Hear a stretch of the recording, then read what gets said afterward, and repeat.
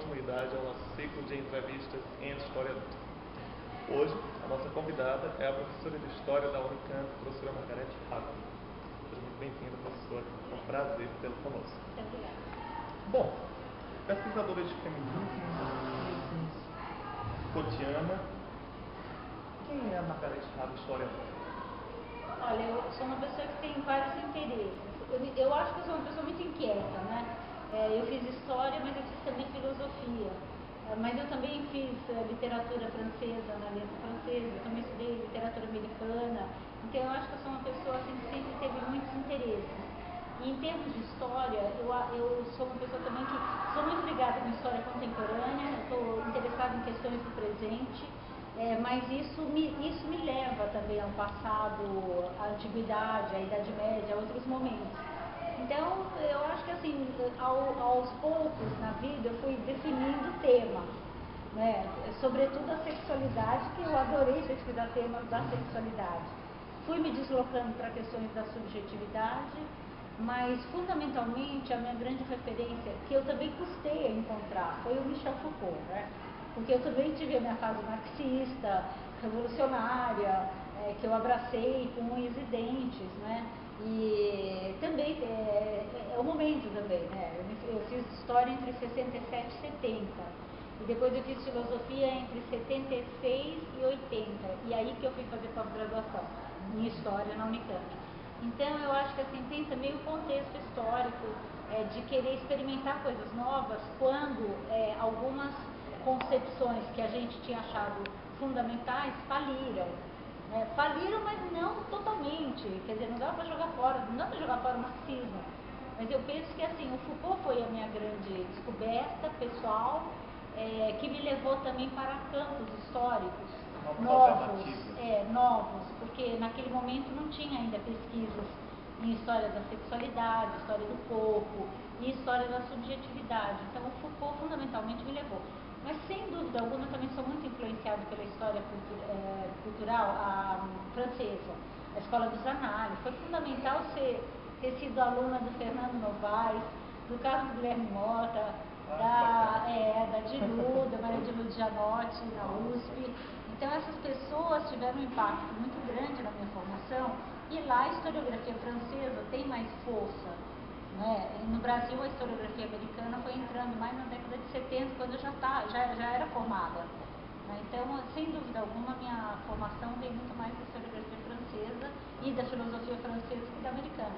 Mas eu fui dar aula nos Estados Unidos, então eu também tenho uma circulação grande com a cultura americana. Com a cultura americana, porque eu sou de São Paulo, Quem é de São Paulo é formado pelo cinema americano, então também tem isso. Assim, Margarete, na sua formação a gente vê vários textos, várias traduções se referindo ao Foucault, como você falou, e é possível falar, como você mesmo falou, no efeito Foucaultiano na historiografia brasileira. Mas o que a gente poderia entender como historiografia Foucaultiana? Eu acho que a historiografia Foucaultiana, ela privilegia certos temas e um certo tipo de abordagem, de olhar, que a história social, vamos dizer, de uma certa maneira, não é que ela negligencia, é que ela tem outro olhar, outras questões. Então, por exemplo, enquanto a história social é mais ligada ao movimento operário, à classe trabalhadora, porque ela tem uma inspiração marxista, a historiografia Foucaultiana, ela está menos interessada em sujeitos, em partidos, indivíduos, do que em perceber como é que são as relações sociais, como é que os poderes circulam, produzindo os indivíduos, embora se negar a possibilidade dos indivíduos se transformarem. Então eu acho que a historiografia Foucaultiana, ela trouxe questões teóricas fundamentais para a historiografia, que, por exemplo, não fazia nenhuma reflexão sobre os atores, os agentes sociais. Era como se assim, nós vamos falar da história do operariado, do proletariado, e os operários, por natureza, são pessoas que querem a liberdade.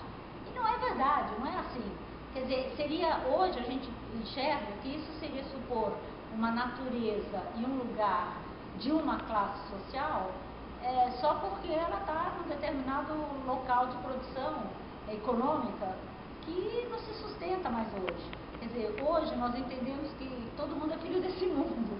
E esse esse mundo é atravessado por relações de poder que nos afetam, que nos produzem. Então não dá para você imaginar um indivíduo fora da história como sendo alguém que vai fazer a revolução ou vai transformar só porque ele é pobre ou só porque ele está no centro da classe, não sei das quantas. Então eu penso que a historiografia Foucaultiana, de inspiração Foucaultiana, não só ela foi para outros temas, outros objetos, como história do corpo, história da sexualidade, história dos micropoderes, história da sociedade disciplinar, história da subjetividade, como ela trouxe questões que a gente antes não, quem sabia, quem falava em sociedade disciplinar antes do Michel Foucault, quem falava em sociedade de controle antes do Deleuze. Isso é de 1970 para cá, entendeu? Então eu acho que ela revolucionou profundamente os estudos históricos. Agora, eu não nego a grande contribuição que tem a história social e os estudos marxistas, de inspiração marxista, sem dúvida alguma, mas acho que são formas de entender o mundo, de interpretar completamente diferentes, né? Quer dizer, eu acho que assim, a historiografia Foucaultiana, ela se vê na necessidade de questionar cada conceito que emprega e de perceber que você está lidando com linguagens, que você não está lidando com fatos. E que assim, é muito ingênuo achar, como eu aprendi quando eu fiz USP, que a gente estudava fatos. Né? Hoje a gente sabe muito bem que você apreende os fatos pelos documentos. Os documentos são textos. Então, você está sempre lidando com textos, com discursos, com narrativas, e que existe toda uma teoria fundamentando a concepção que não enxerga o texto, porque acha que texto é reflexo do real. Então, isso é uma teoria, é a teoria do reflexo. E uma concepção que acha que o texto, a linguagem, estrutura a realidade, produz realidades, é materialidade. Então, assim, são olhares muito diferentes, né? E, para mim, a contribuição da historiografia Foucaultiana é enorme, porque não existia história das prisões. Porque, assim, o mundo, na historiografia anterior, era reduzido ao universo das classes camponesas, operária, burguesa, e acabava por aí. Quer dizer, então, prisão, instituições, hospício, asilo, a cidade, nada disso era tematizado enquanto parte de contextos sociais, de relações sociais. E você não tinha essa historiografia. Então, não há como negar a importância do Foucault. As contribuições, é colaborações, enorme, inclusive, teóricas penso e metodológicas. na escrita da história. O estilo Foucaultiano de escrever a história, de narrar. É muito diferente. Certo? E assim, o Foucault tem uma entrevista em que ele vai dizer: um livro deve dar prazer. Claro. Para isso, a escrita talvez tenha que ser convidativa, não tanto mecânica, mas às vezes mais leve, mais literária, por que não dizer? O que você tem a dizer sobre isso? O que eu tenho a dizer a esse respeito... Escrita um pouco mais leve, mais convidativa. É que a escrita é escrita, né? Não importa se é em história, em sociologia, em literatura, a escrita é escrita. E a escrita é uma poética, é uma criação literária. Quer dizer, eu não estou dizendo com isso que a gente faz ficção, mas não tem como você achar que uma escrita reflete a realidade. Então, ela é dura porque ela está falando do que é verdadeiramente, e uma escrita inventa a realidade. Essa dicotomia real-ficção está dançada, né? Dançou. Então, a gente sabe muito bem que qualquer texto, qualquer escrita é uma criação poética. Então, você tem que dar espaço para as palavras, porque se as palavras não refletem a realidade, se elas não estão no nível da ideologia, da superestrutura, se elas são produtoras, elas também têm historicidade, elas também têm maleabilidade, elas também têm circulação. Então eu penso que assim, que é uma grande conquista para nós cruzar as fronteiras da história e da literatura. Agora, ao mesmo tempo, eu sou também de uma escola, que é a escola de Fernando Novaes, de Carlos Guilherme Mota, que eram professores profundamente poéticos, entendeu? Que eram, vamos dizer, que tinham uma formação literária impressionante. Então, assim, era uma geração, assim, os que foram meus professores, era uma geração que não tinha essa dicotomia, entendeu? O mundo não era tão especializado. Então, e eles vinham assim, se você pegar o Marx cita o Dante Alighieri, cita quer dizer, o Shakespeare, cita o Balzac, cita, quer dizer, e vamos dizer, esses meus professores da USP nessa época, quer dizer, alguns, alguns que são os que foram impactantes para mim, porque teve muitos que não foram impactantes, não tiveram importância, assim, de marcar a formação.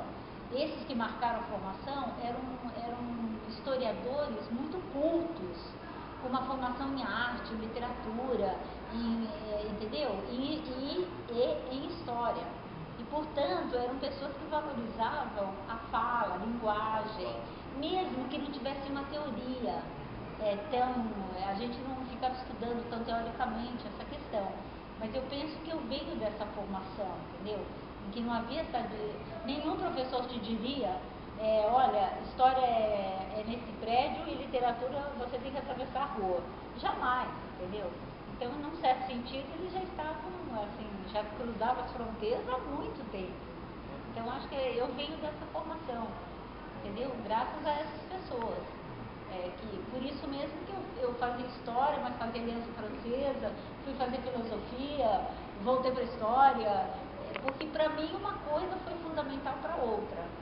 Sem estudar um pouco de filosofia, eu me sentia perdida em termos de conceitos, de teoria, de saber como que você estrutura uma massa de informação. Porque assim, na história, você vai lá ler os documentos, é uma massa de informação tão grande, é tanta data, tanto nome, tanta gente, como que você dá forma àquilo? Como que você cria? Dá forma, a arte dá forma, né? Como é que você dá forma àquilo e dá sentido? Quer dizer, por que vale a pena falar da morte desse fulano e não daquele? Por que vale a pena falar da fundação daquele hospício e não daquilo, entendeu? Então, o que é que garante, o que dá sentido à questão que você faz e aquilo que você está buscando. Então, eu achei que a filosofia, para mim, foi fundamental fazer. Então, sair da história e ir para a filosofia para poder voltar para a história com outros olhares. Isso foi um caminho muito interessante, assim, que me aconteceu.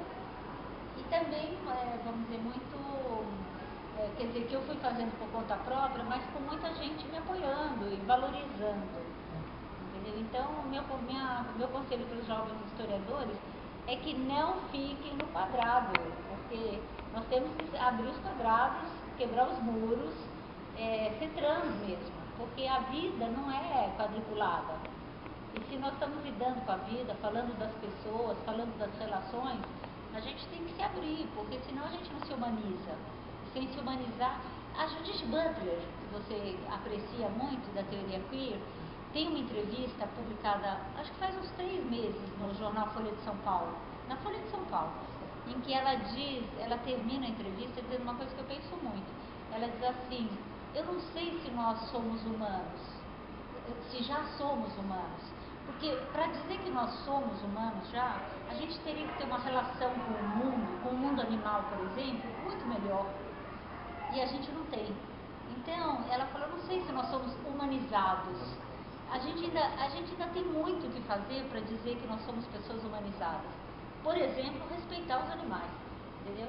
E isso ainda está muito longe, né? Respeitar outras culturas, respeitar outras espécies também. Entender que o mundo não é só nosso, que é uma partilha mesmo, né? Que a gente tem que, enfim, criar laços de solidariedade e de respeito à diferença. Margarete, agradecemos muito em nome do PET Histórico. Aguardamos você para uma possível visita, fala, diálogo, só trabalho e figurinha. Realmente, muito obrigado. Imagina, muito obrigada a você pela oportunidade.